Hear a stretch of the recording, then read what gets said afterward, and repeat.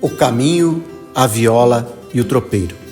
Durante aproximadamente 250 anos, o intenso comércio de muares se fez pelo caminho das tropas. No seu rastro, cidades e povoados se formaram. Viamão, Passo Fundo, Cruz Alta, Lages, Rio Negro, São Luís do Purunã, Ponta Grossa, Castro, Itararé, Itapeva, Itapetininga, até chegar a Sorocaba. Junto a isso, profissões necessárias à manutenção da atividade: guasqueiros, ferradores, cuteleiros, fazendas de invernagem, pousos para tropas, a culinária tropeira, que evolui e muda do início do ciclo até o seu final, e a cultura caipira da Paulistânia, que se funde à cultura sulista, se sedimenta nas cidades e que forma o que podemos chamar da nossa caipiricidade nesse Brasil interior. Nesse documentário, vamos tentar entender como o caminho, a viola representando o fator artístico e cultural, e o tropeiro, esse desbravador, convivem e conversam entre si, moldando nossa identidade. Então, vem comigo andar por uma parte desse caminho.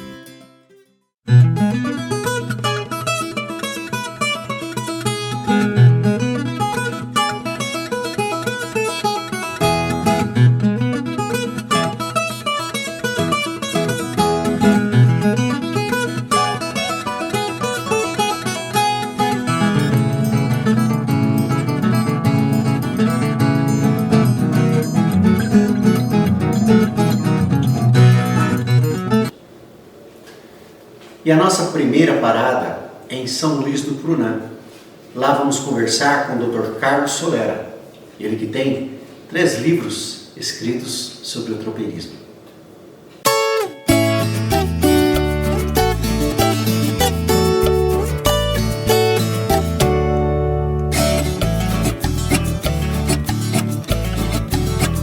Aperto o passo, ajeito o laço, é o feijão tropeiro, é o batidão. Revendo trilhas antigas, trazendo a tropa de Viamão. Então nós temos muita alegria em recebê-los aqui em nossa casa do Instituto Purunã, que é uma casa onde semeia-se a arte, a cultura e a educação. É um processo global de cidadania. Trabalhamos com nossos jovens aqui do distrito, tanto na área municipal como na área educacional estadual. E é uma alegria recebê-los aqui para mais uma jornada cultural. Dr. Carlos Solera, quando passa a primeira tropa, começa o tropeirismo? Porque, por exemplo, a primeira tropa, a tropa considerada, a tropa oficial, é a que passa por aqui em 33, né? 1733, a 34, e chega em Ouro Preto, onde eu e Leni fizemos todas as pesquisas lá. Em São Luís do Purunã, é o começo, o fim ou o encontro do caminho? Em 27 de setembro de 1727, ela que dá origem, ele pede que se faça a abertura, oficializa o caminho de tropa. Lógico que já existia N caminhos de tropa, tropa bovina, tropa equina, outras vezes, mas a tropa de muar, que era necessário para os trabalhos de fazenda e para Minas Gerais pessoalmente, a ordem para abrir o primeiro caminho oficializado é essa. E eles começam a abrir em 1728. E chega em São Luís do Purunã, porque o caminho não é Viamão-Sorocaba e muito menos Araranguá-Sorocaba. É Viamão-São Luís do Purunã, que o caminho aberto de tropas termina em São Luís do Purunã. Aqui ele encontra uma estrada que já ia de Curitiba até São Paulo, passando por Sorocaba, e faz o entroncamento. E como é que a gente sabe que o caminho termina em São Luís do Purunã? Porque Francisco de Brito Peixoto, que faz a abertura do caminho, Ele chega em São Luís do Purunã dia 9 de setembro de 1730. No dia 19 de setembro, ele encosta numa fazenda aqui próximo, num bairro rural chamado Tamanduá. Fazenda Os Carlos, chama a fazenda. Eles falam Os Carros também, mas o correto é Os Carlos. Aí, em dia 19, 10 dias depois, ele vai à Câmara de Vereadores de Curitiba e comunica a abertura e o encerramento da missão dada pelo governo de São Paulo. E o que significa o 19 de setembro para o Paraná? Eu fiz todo o embasamento histórico, enviei a um deputado daqui, deputado Goura, que é uma pessoa ligada à cultura. O Goura levou e foi promulgada há um mês e meio pela Assembleia e o governador sancionou a semana passada. A partir de agora é lei. O dia do tropeirismo paranaense é dia 19 de setembro. E a importância econômica do tropeirismo? O que foram os registros? Quanto foi arrecadado? Ele entendeu que a passagem dos animais, além do comércio, da venda, dos impostos resultantes, o registro seria tipo um pedágio que nós temos hoje. Se cobraria por mula, burro e mula um valor, pela égua outro valor, pelo cavalo outro valor, pelo bovino outro valor. Então, assim como os pedágios, eles colocaram o primeiro aqui em Curitiba, aqui entre Balsa Nova e Lapa, exatamente no Rio Iguaçu, onde se atravessava para chegar na Fazenda dos Carlos.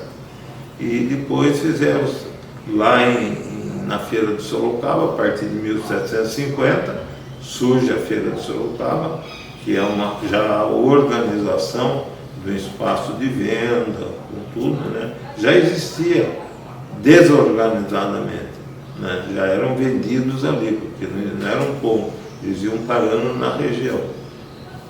Aí coloca lá e depois coloca lá no Paço de Santa Vitória também, então os 3 registros maiores, né? E é de uma importância muito grande quando a gente fala nos registros dos caminhos, porque o registro, no dia 1º de novembro, até houve muita reportagem agora, muita matéria sobre isso nas televisões. No dia 1º de novembro de 1755, houve um maremoto em Lisboa, um tsunami, seguido de um terremoto antes, um maremoto depois, enfim. Um terremoto, um maremoto e depois um grande incêndio. E como era dia 1º, dia de Todos os Santos, dentro da comunidade católica, né, que era o ponto, praticamente isso aconteceu por volta de 7 horas da manhã, 7, 7h30 da manhã. A importância do caminho dos tropeiros é tão grande nessa frase. O embaixador inglês representaria a Inglaterra hoje, o país inglês, em Portugal, fala com o Marquês de Pombal: não se preocupe, porque o terremoto, o que aconteceu, não atingiu as minas de ouro de Minas Gerais e nem os caminhos das tropas no Brasil. Aí eles criam um novo imposto para funcionar durante 30 anos, para a reconstrução de Lisboa, mas que acabou funcionando praticamente até quase o fim da monarquia brasileira. Então, o nosso dinheiro desses registros, que seriam os pedágios da época, é que ajudou a reconstruir Lisboa. E aproximadamente, quantas cabeças de muares passaram por esses caminhos? Em Sorocaba, o Cônigo, no seu livro Tropas e Tropeiros, né, a vida e morte do tropeiro, ele coloca que na medição dele, nos primeiros 200 anos, né, vamos dizer, de 1700 a 1900 1730 a 1940 e pouco, 50, quando ele fala, quase 200 anos, ele calcularia entre 4 e 5 milhões de animais. Seria a gente pensar hoje 4, 5 milhões de caminhões, né? Então, esse número que o código fala de 4 milhões a 5 milhões, são números oficiais. Eu imagino que deve ter, assim, nos estudos que a gente faz, dos diversos, os outros entradas, tem o caminho do Piabiru, que é um caminho também que nunca teve registro, os diversos caminhos, eu calcularia mais, pelo menos 30% a 50% a mais de animais desses no comércio nesse período, até o século XX. E teve desvio de rota, contrabando para não pagar imposto? Os tropeiros iam abrindo os caminhos, né? Eles iam abrindo o caminho para fugir do registro. Daí eles vinham e registravam. Então, depois dali, nós temos o registro de Campos Novos, né, do Passo do Pontão, sai de Santa Maria, vem para o Passo do Pontão. Depois tem o Berano, Argentina, que é lá em Barracão, São Borja, Barracão, desce aquela lateral de Santa Catarina, vai sair em Guarapuava, Palmas, no Paraná, né? Quer dizer, então os tropeiros, por sua vez, eles foram fugindo, porque a cobrança era acentuada, né? Em cima dos animais, né? E os registros tinham patrulhas, né?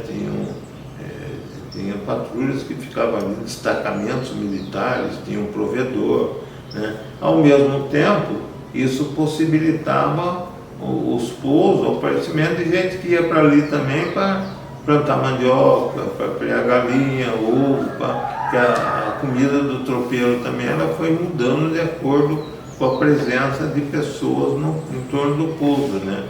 Inicialmente era só uma comida seca. O tropeiro é paulista, paranaense, gaúcho? Quem é o tropeiro?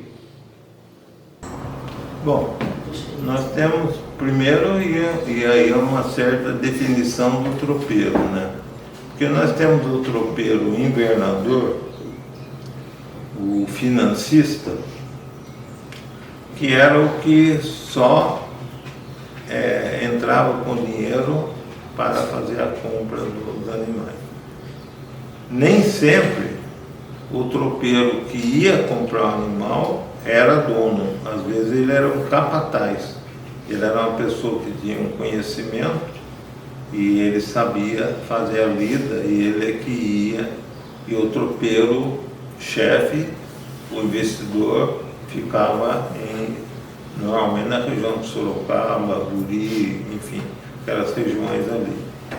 Esse era um homem, vamos dizer assim, mais do mato, o cara mais conhecedor realmente. A grande maioria era paranaense. Solera, quem eram os birivas? O que seria o termo biriva, né, tão conhecido? O biriva seria o morador, o atravessador do mato. Nilo Brum, né, Nilo Bairro Brum, que é um conhecido pesquisador, tem o livro Caminhos do Sul. O Nilo define bem o biriva como aquele que atravessa o mato. Por quê? Para chegar nas grandes tropilhas, eles teriam que atravessar normalmente o mato castelhano e o mato português, que dividia o Rio Grande do Sul. Né? Ou era mato castelhano ou mato português. Então ele tinha que atravessar o mato. Então o biriva era um homem que vinha de fora.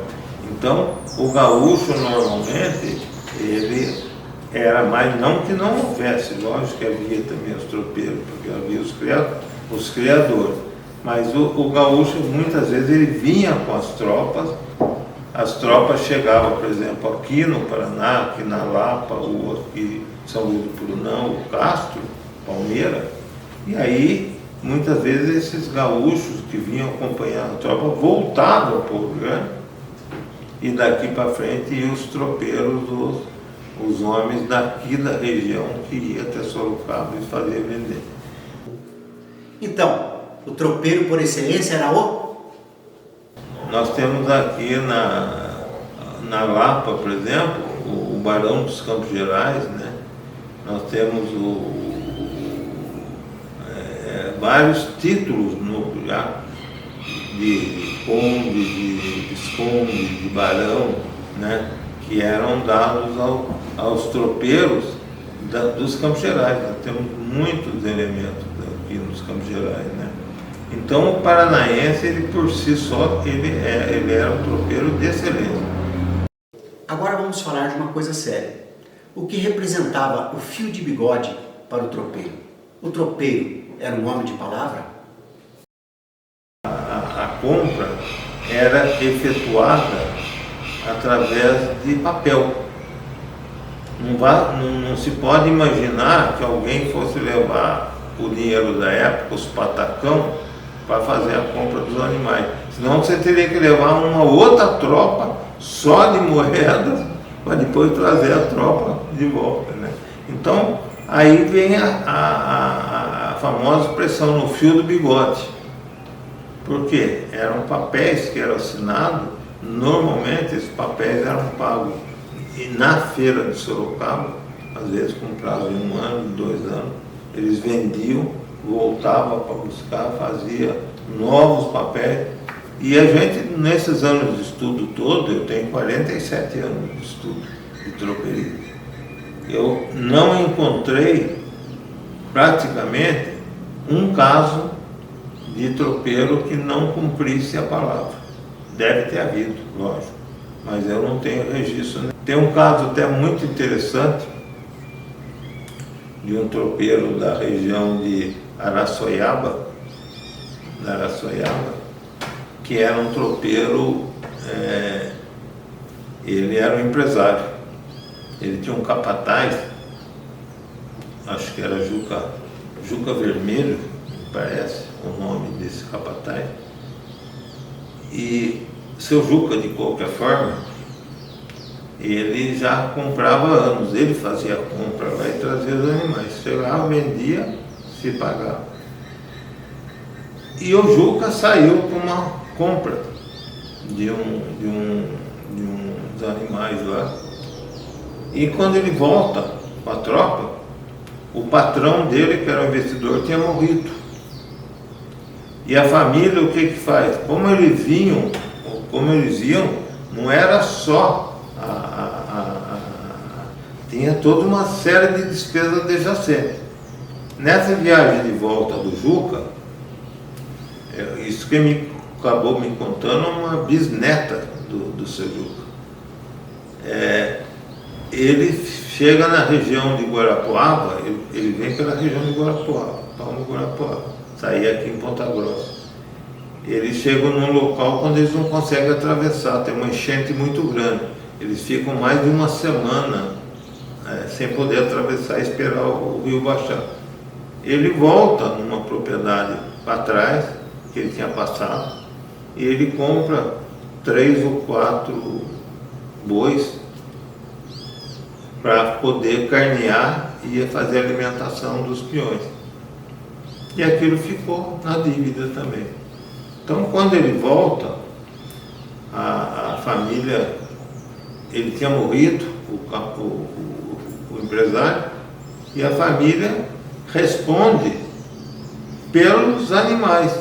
Aí seu Juca fala, não, mas na passagem eu tive que comprar os animais. Aí mais ou menos eles falam, não temos nada com isso. Nosso compromisso é com os animais que foram comprados, que eles assinavam o título. Esse seu Juca trabalhou, segundo a bisneta dele, a história, a oralidade, né, da família, acho que mais 2 ou 3 anos para juntar dinheiro que desse para pagar os boi, voltou lá e pagou os boi que ele comeu. Então são histórias emocionantes. Então eu posso resumir o tropeiro como um homem de palavra. Homem de palavra. Homem de palavra. Essa eu acho que a tônica maior é essa expressão, fio do bigode. Então, homem de palavra.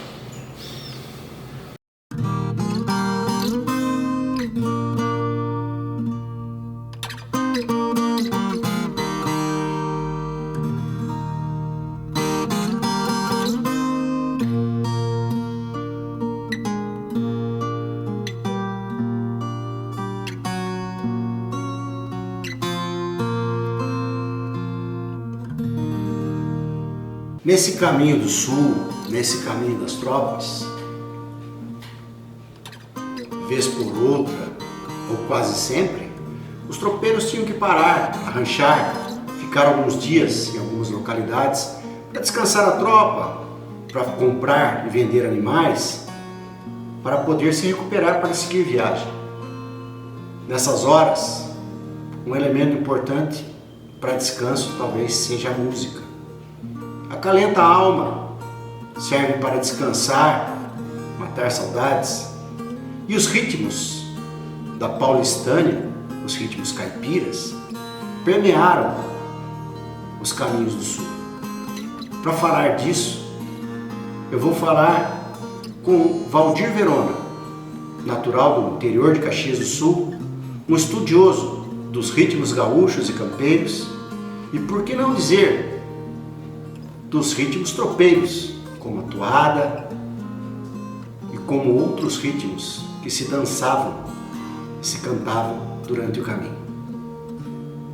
Professor Valdir, como é que a viola de 10 cordas chega no Rio Grande do Sul pela mão dos birivas?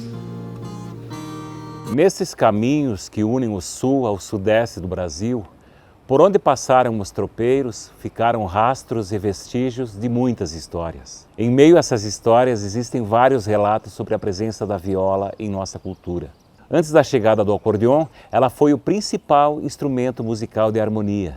A nossa viola brasileira esteve presente desde os primitivos fandangos, que são essas danças sapateadas, nas trovas, que são cantos improvisados, muitas vezes em desafio, também nas louvações ao Divino Espírito Santo, ternos de reis e outras cantigas. E como a viola veio se acarenciar por essas bandas? Existem vários indícios que também apontam que ela tenha sido trazida pelas mãos dos tropeiros. Professor Valdir Verona, que tem trabalhos editados sobre ritmos campeiros na viola de 10 cordas e ritmos campeiros ao violão, estudando todos os ritmos gaúchos, inclusive aqueles que fizeram parte da história do caminho das tropas.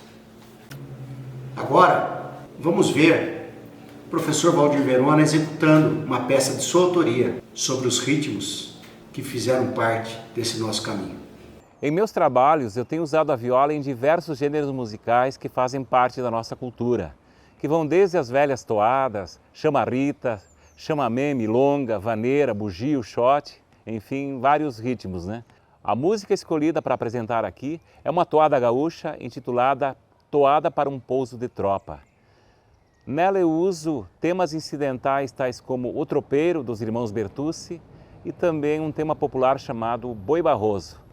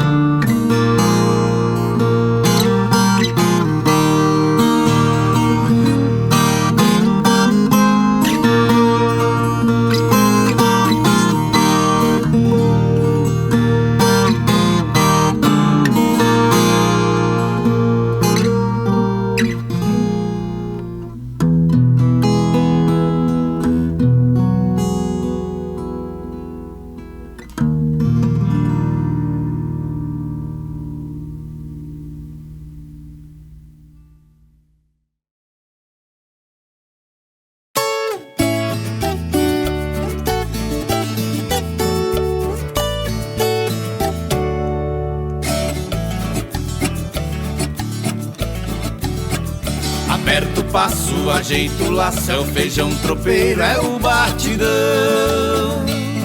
Revendo trilhas antigas, trazendo a tropa de Viamão.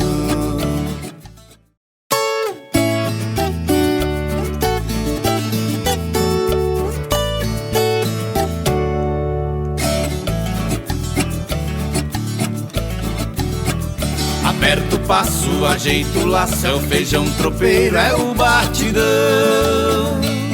Revendo trilhas antigas, trazendo a tropa de Viamão. Peguei meu burro, tordilha, mula, madrinha e o redomão. Afinei minha viola que quando chora. E da Serra Gaúcha vamos direto para Itararé, a pedra que o rio cavou, por onde os tropeiros adentraram no estado paulista. A grande barreira natural, a Ponte do Passo, retratada por Debré. Partindo da velha estação Sorocabana, onde Getúlio Vargas desembarca com suas tropas, seguimos com o violeiro e compositor Paulo Pipoca para a Gruta da Barreira. Por aqui, os tropeiros, ao cruzar o rio Itararé, finalmente chegavam ao estado de São Paulo e seus campos de vernagem. Deixando para trás os Campos Gerais do Paraná, à frente, a Paulistânia e seus campos, à direita, os contrafortes da Serra do Itapirapó e seus gigantes, à esquerda, a planície rica em gramíneas da bacia do Rio Paraná.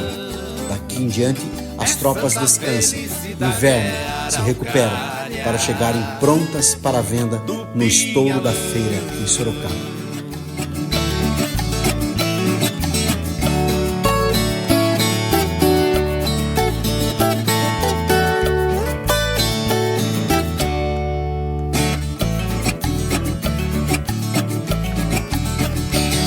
Parei em terra paulista, erguer a tropa, esquentar o feijão. Lá na Gruta da Barreira, bater poeira e cantar o modão. Em cada vila uma história, fazendo a glória o tropeiro então. De volta às tropeadas de Sorocaba, até Viamão.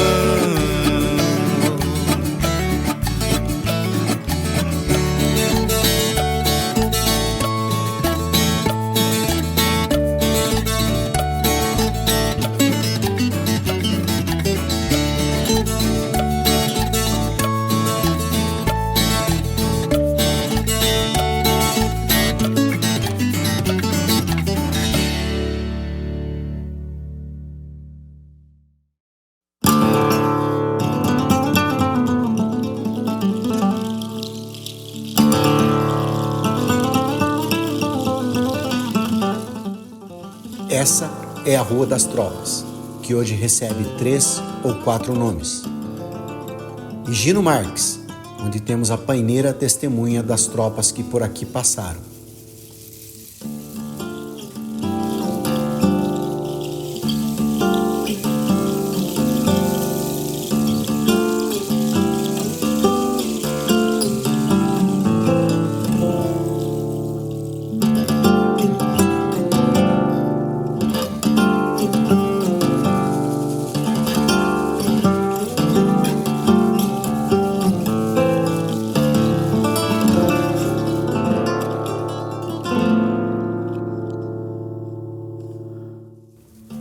Praça em homenagem aos tropeiros, que não traz a figura da mula chucra, e sim de um boi zebu e um cavalo.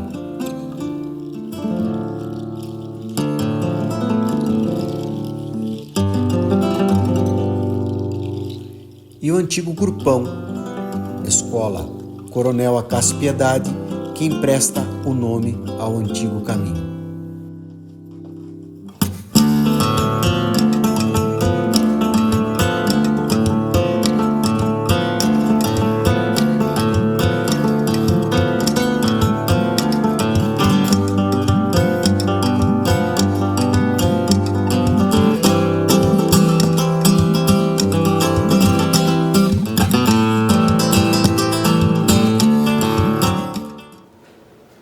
Doutora Silvia, como surgiu o município de Itapeva e o que o caminho das tropas tem a ver com isso? A história do município de Itapeva tem na sua origem 2 locais de fundação. Nós estamos aqui na Vila Velha, antiga paragem de Faxina, que depois foi transferida para a paragem de Itapeva por um motivo muito simples, mas muito significativo. Era lá na paragem de Faxina, perto da Sesmaria de Tomé de Almeida Paz, Sorocabana, que passava a estrada de Viamão. Os municípios paulistas, que é aqui do sudoeste paulista, eles não surgiram por acaso. Tanto a paragem de Faxina como a paragem de Itapeva e a própria transferência desse local da Vila Velha para lá está relacionado então ao tropeirismo, à Rota das Tropas, a esse comércio interno de animais que uniu o sul do Brasil com a vila de Sorocaba, com a cidade de São Paulo e as regiões agroexportadoras. Quais eram as nossas fazendas de invernagem? A Fazenda Pilão d'Água, a Fazenda São Pedro, a Fazenda Paranapitanga, a Fazenda Escaramuça eram grandes fazendas então de invernagens. Na documentação oficial elas aparecem como fazendas de criar, mas não, a historiografia tem mostrado a função fundamental da nossa região depois do rio Itararé até Itapetininga.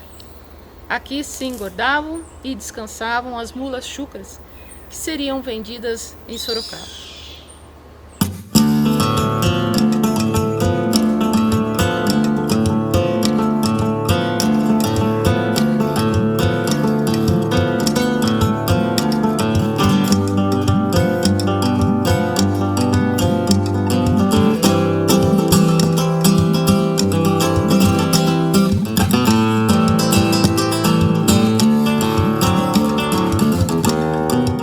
Esse é Paulo Farias, o Paulo de Tarso, como queiram, e suas tralhas penduradas, suas bruacas de carga feitas por ele mesmo, o pala velho do pai e sua saudade e a poesia do caminho. No pedido de casamento, isso foi contado por uma negra velha, que era dos escravos que lá na fazenda ficou. Carregou a minha mãe, cuidou das minhas tias e viveu um grande tempo no convívio dos Farias. Primeiro marcado no ranchinho de Sapé, eram umas 3 horas da tarde mais ou menos. Ele passava o seu café, enquanto a chaleira de ferro chiava no fogão de lenha, de um poço socado no pilão e um velho coador de pano, de um bule aloçado, ele chorando e dizia: olha no açúcar mascavo, olha a minha mãe, a senhora não quer que eu case com a Neri? Eu vou embora para São Paulo, quero casar-me com uma paulista e nunca mais botar os pés aqui no Rio Grande. E eu fiz. Lá pelos idos de 1920, ele botou a tropa na estrada. Por um amor fracassado, ele abandonou o seu estado, repontando seus mulares, atravessou o rio Uruguai. Muito tempo de caminhada pela trilha dos Pinheirais, deixou Santa Catarina e entrou nos Campos Gerais. De Lapa a Ponta Grossa, de Jaguaraíva a Itararé, começa o grande estado paulista, já foi uma grande conquista dos rastros deixados atrás. Itapeva da Faxina foi um ponto de cesteada. Pelas ruas as tropas atravessavam a cidade, levantava a poeira, o barulho do cinzeiro e o abolho dos tropeiros despertava a moçaiada, que saíam às janelas, acenavam para o ponteiro e respondiam com o latreiro. O Passo da Faxina foi um local de pousada. Rompia a aurora, o sol saía. Ele ia ao lado do madrinheiro que puxava a égua madrinha para fazer da lagoinha do senhor Fidêncio Carneiro. Tu me arrenda a invernada que os peões estão todos cansados. Tu me arrenda que a tropa está cansada e os peões todos exaustos. Provavelmente por uma semana, mas aí passaram 10, 15 dias. E o manhoso tropeiro conseguiu conquistar o coração da guria, filha do fazendeiro. Doravante era Buri, pescaria em Itapetininga, aonde reuniam muitos companheiros e só falavam das viagens, das tropeadas. Estreitando para Sorocaba, que é onde havia a grande feira do mular, com o avanço das ferrovias, outrora desativou. Hoje é um grande centro industrial e educacional do saudoso Baltazar Fernandes. Embaixo da árvore grande, muitas noites ele pousou. Mas daí, chegou o dia que meu pai foi pedir minha mãe em casamento. que o índiozinho chegou arrastando as esporas, deixou sua mulabaia amarrada, enfiada à sombra do moreiro, arrastando a espora, foi falar com o seu Fidencio pedindo aí em casamento. Essa se escondeu atrás da porta e dizia, eu quero, eu quero. Depois do sino do seu Fidencio Carneiro, disse que o índiozinho ficou tão faceiro, só voltou arrastando as esporas, foi pegar a sua mulabaia, que estava enfiada à sombra de uma moreira, e concordou com o casamento.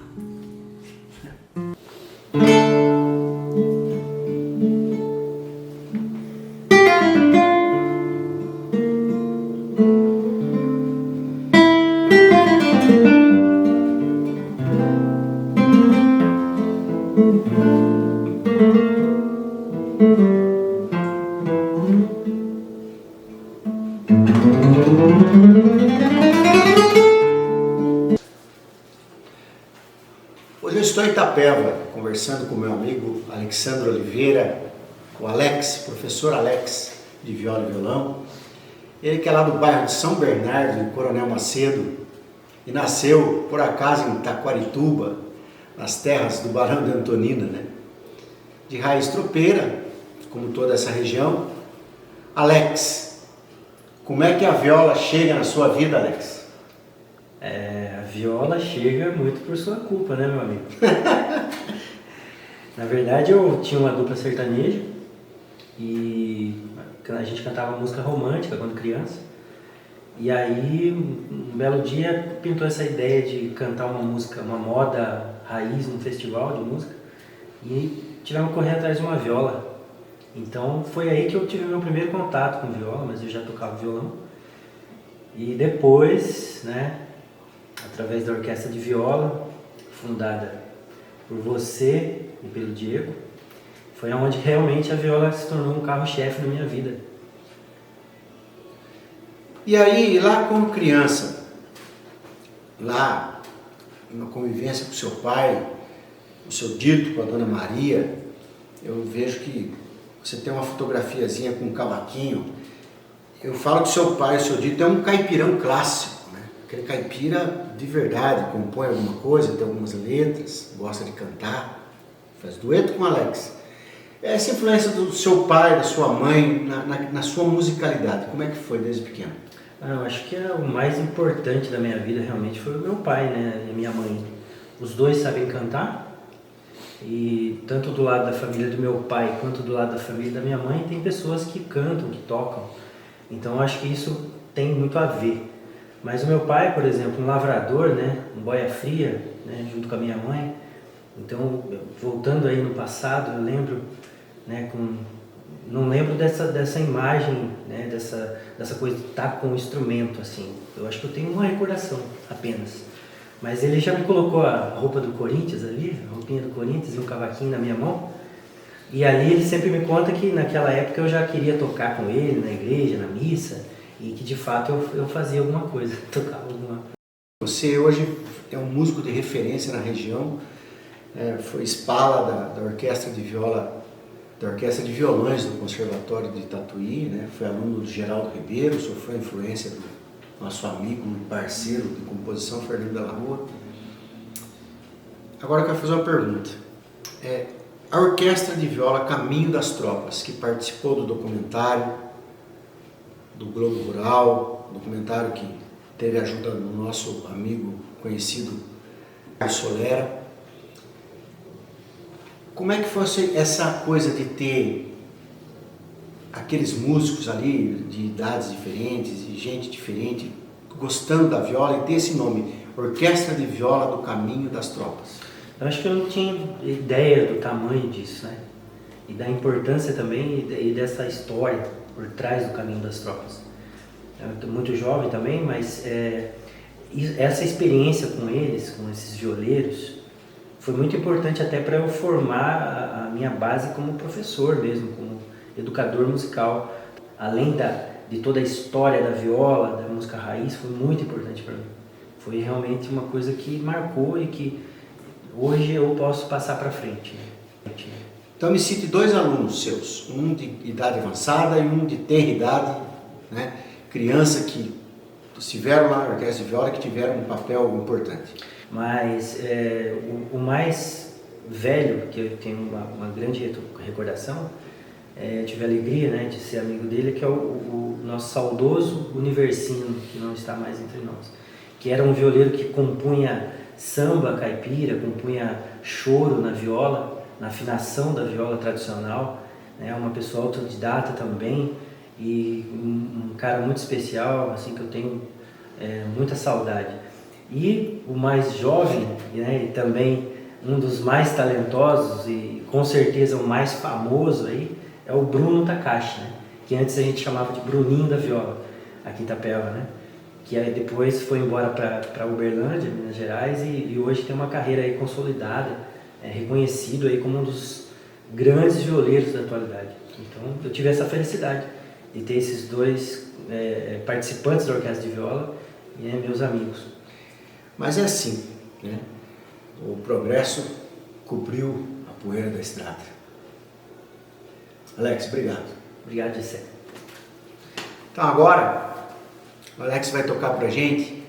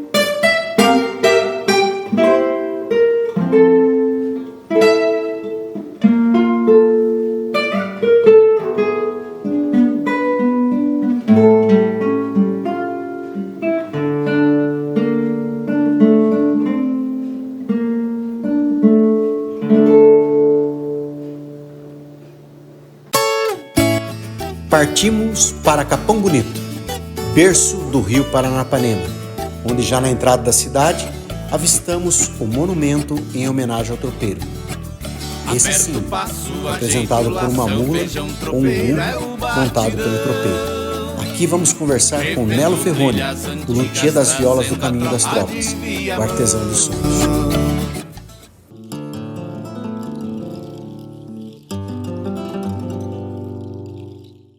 E essa viola que chega no Brasil, ela chega desse tamanho, chega menor? Não, ela vem aquele requintinho pequenininho. Quando vem aquele requinto pequenininho, bem mal feito, tá? Que aí o que acaba acontecendo? Dali que veio se modernizando, tá? Aí foi passando da mão de construtor, de luthier, e vem vindo, trabalhando, até ela chegar hoje no que é a viola nossa. E se você notar, não existe instrumentos de corda brasileira. Todos são vindos de fora. O único instrumento brasileiro em si é a viola nossa, que é a viola caipira e a viola brasileira.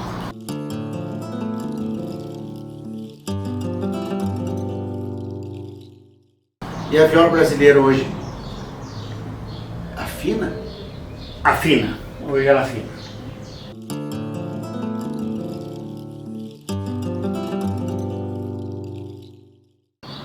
Se nós aqui no Brasil Ficássemos naquela meia regra lá atrás, aquele requintinho de meia regra. Nós teríamos a viola caipira, a viola brasileira hoje? Não teríamos. Essa é uma das importâncias da loteria. Não manter o instrumento, só fazer aquilo, tá, do jeito que ela era. Não é assim. Você tem que cunhar coisas novas, modernizar ela.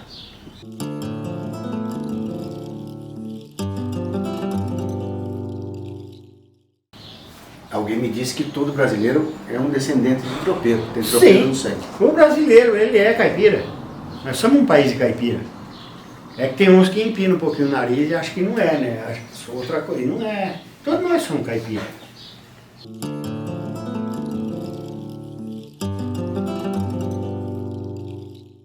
E hoje a viola chega num patamar assim, Hoje, de excelência na construção. excelência na construção e outra. É um instrumento que saiu da mão do caboclo e ela está dentro de salas de concerto hoje. Tá? E é um instrumento em ascensão dentro do nosso país. E é um instrumento nosso. Por isso que nós temos que valorizar o que é nosso.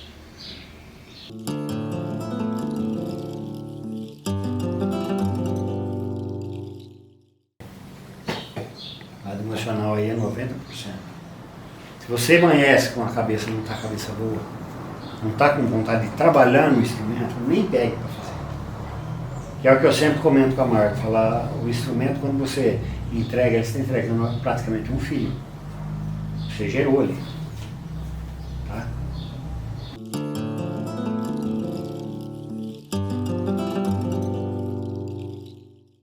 Artesão dos O artesão dos Fernando sonhos. fala assim. Eu posso te chamar assim? Pode, lógico. O artesão dos sonhos. Então hoje a gente está falando com o artesão dos sonhos, né? O Nelo Ferroni aqui de Capão Bonito, com a Marga, a esposa dele, que é importante nessa obra de construção de instrumentos. E eu posso pegar uma viola para mostrar? Pode Eu vou ali pegar. buscar uma viola para mostrar.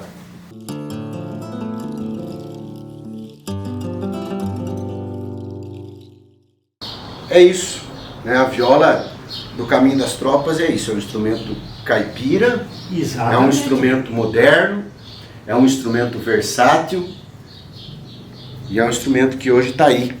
E você vê o Alex também, o Alex Oliveira. Alex, eu nem gosto desse cara. Esse aí você não gosta. Ele Não, é um não gosto cara, dele, é não. um puta de um músico, cara. Tá lá a viola na mão do Alex, né? Ele veio do quê? Ele veio do erudito, do violão erudito e viola. É a mesma coisa. O Alex tem uma musicalidade que vem do pai dele, né? Do seu É. Dito, né? O seu Dito é um caipirão, assim, daqueles clássicos, né? Então, cara, E já ensinava a duetar, a compor. O seu Dito tem umas composições bem bonitas. Exatamente. Também, assim, de músicas caipiras, né?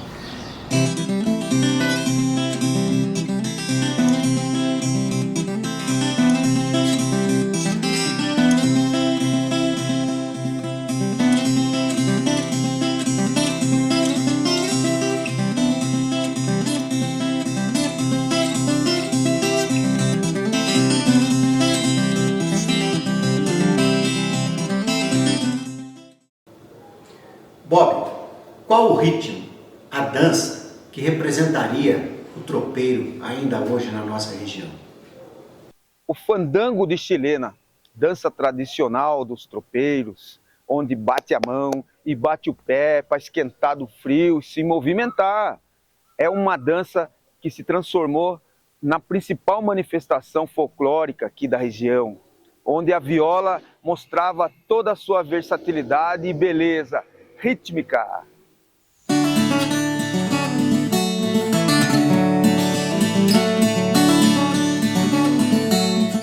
Aqui, em Itapetininga, a rua Quintino Bocaiúva é a antiga Rua das Tropas.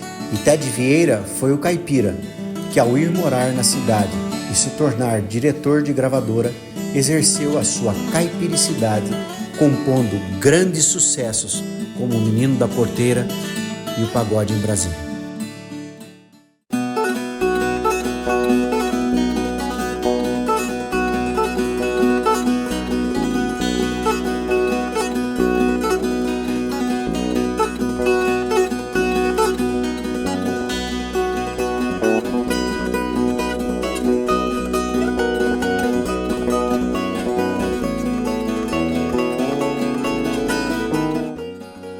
E chegamos ao final dessa parte do caminho. Início das rotas para as Minas Gerais, a cidade de Sorocaba, a ponte onde estava o registro, a grande feira, os grandes tropeiros das famílias Moura, Antunes, Aguiar, Vieira, Camargo, da qual descende o escravo alforriado João Camargo, também tropeiro em sua juventude. Aqui vamos conversar com o violeiro mineiro de outro ciclo tropeiro, Zeca Colares, para falar de caipiricidades e da viola de 10 cordas.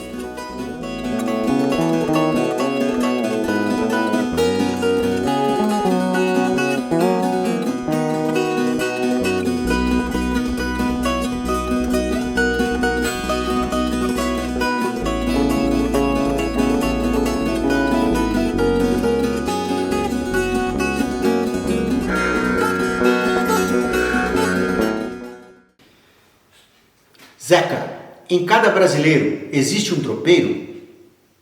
Sem dúvida nenhuma. Brasileiro que se considera brasileiro, feito nessa terra, né? Quem foi feito nessa terra, não os que chegaram postiços, aí eu diria que não. Mas quem no país do Brasil, cara, não tem as suas raízes na estrada, no lombo do burro? Hoje mesmo eu estava vendo uma matéria, Gessé, falando sobre a importância dos muleiros, né? No transporte de alimento, inclusive, a banha de porco, que chegou em todo o Brasil, era basicamente transportado no lombo de mula, né? Então, cara, todo mundo tem uma relação profunda com essa cultura, né? Porque a mula, o cavalo, foi um grande parceiro do ser humano, principalmente na formação desse país, né? Desde sempre. Até hoje continua, né? Apesar de não ser favorável. Seu pai, em outro ciclo do tropeirismo, também foi um tropeiro? Meu pai, sim. Meu pai, além de... era vaqueiro também, né? Usava as mulas também para poder conduzir boi. E essa coisa do tropeiro, da carga, né? Na época, já assim, década de 60, final da década de 50, década de 60, não era com a característica, eu diria, dos tropeiros que nós conhecemos, principalmente no interior de São Paulo. Né? Porque eu sou do Vale do Jequitinhonha e meu pai fazia transporte de café em lombo de mula, saía do Vale do Jequitinhonha para o Vale do São Francisco e vice-versa. Levava uma coisa e trazia outra. Levava o café, trazia o sal, porque a gente não produzia isso, né? Trazia roupa, calçado, remédio. Né? Então, tinha essa... Meu pai foi também um tropeiro, sem dúvida nenhuma. Você hoje é professor de viola caipira na mais importante instituição de ensino musical da América Latina. Zeca, como é que vai a viola nesse interior caipira de São Paulo? A viola, Gessé, ela é um instrumento que é muito latente na alma do brasileiro, então acho que ela está no lugar que ela sempre esteve. Né? Agora talvez ela tenha mais protagonismo nas casas de espetáculo, por um tipo de, digamos, de sociedade que não ouvia esse instrumento. Porque se você pegar a história da viola, desde lá do século XI, né? Segundo os historiadores, quando ela veio de Portugal, quando ela nasceu em Portugal e até chegar aqui no final do século XIV, no começo do século XV, e daí para cá ela era um instrumento que ela não frequentava a nobreza, né? Dentro da igreja ela não entrava na igreja, ela era favorável na igreja da porta para fora, nas quermesses, enfim, nas festas profanas, né? Mas no Brasil, cara, ela foi uma ferramenta que a gente sabe.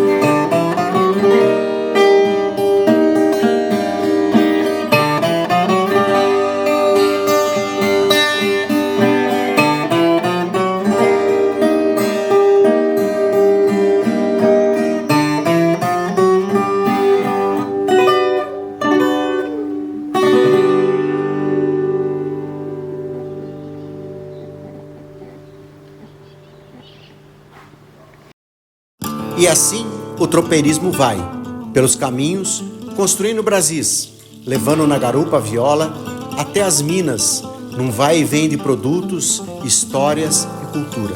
E é assim que conhecemos Dona Eleni Cássia Vieira, criadora do festival Viola sobre as Bênçãos da Lua Cheia e diretora do Museu do Caminho das Tropas da Estrada Real em Minas, que nos diz quem é o tropeiro e recita um poema de Drummond. É ela que encerra nosso documentário, lá nas Minas Gerais, destino das tropas.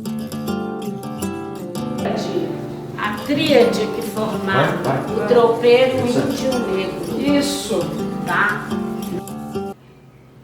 Nomes.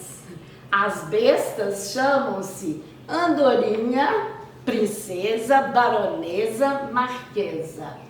Esta é Sereia, aquela Pelintra, e tem a bela Estrela. Relógio, Soberbo e Lambari são burros.